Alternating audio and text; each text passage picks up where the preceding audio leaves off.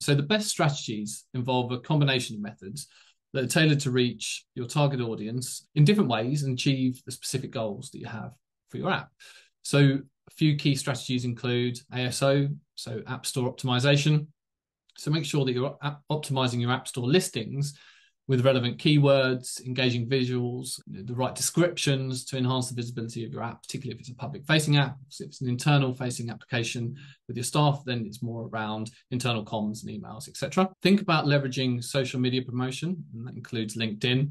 So if you can leverage platforms like Instagram, Twitter, feeds that you might have that support the area that the app services, and your LinkedIn groups, really leverage them to promote the app and engage with your potential users. Think about your content marketing. If you're creating that valuable content, such as blog posts, videos, podcasts, that educate and inform your users, make sure that when you're talking about these things and you're announcing new releases, that you're using that opportunity to promote your application at the same time. You might want to look at paid advertising depending on the audience of your application. So you can run targeted ads on platforms like Google Ads, Facebook ads, etc. Think about your user engagement and retention. So by implementing your in-app analytics and feedback loops within your applications, you can really understand your user behavior and use that to continuously improve the app. So we're going to look here at some supporting ideas for launching your app, things that have worked well for clients in the past. Videos are really strong. So you can embed your videos into web pages or social posts. And those videos can be one of two things mainly. First of which is think about having a video that maybe demos the app, 30 seconds or so, showing some screenshots, maybe running through the sort of user flow within the application. And you could have somebody narrating over the top of that or some text.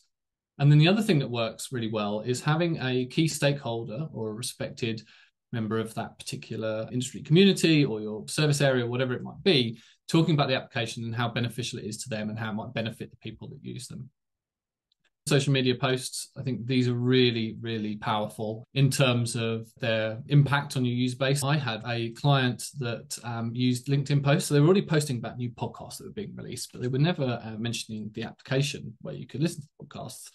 They started to do that and saw a 3x increase in the downloads when a link to the app, to download the app, was attached to other announcements around those podcasts. So really simple and easy thing to do, low resource demand, but put it in there. Think about the areas where you could be talking about the app that's going to encourage people to download and interact with it.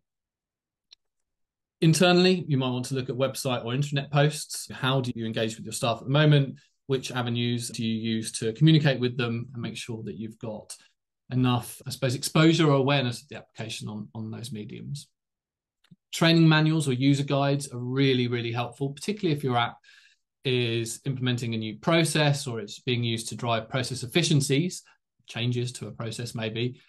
It was going to be new to that user base. So a quick training manual, that could be a document, it could be a video or a user guide, can be really helpful to onboard your users.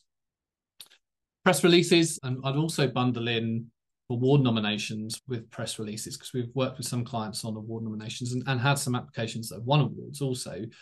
Think about, are there industry blogs, news sites, groups, etc., where you might be able to promote your application? Again, assuming it's public facing or external.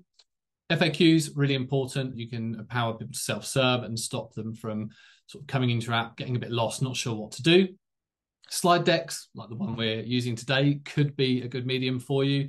Maybe is slightly outdated and you're probably putting a lot of onus on the user to self-serve using slide decks, but it is an option. But really make sure you've got an onboarding plan. So make sure you understand how you're going to get a user from downloading the application onto their mobile phone or accessing the web application from there until utilizing and finding benefit from the app.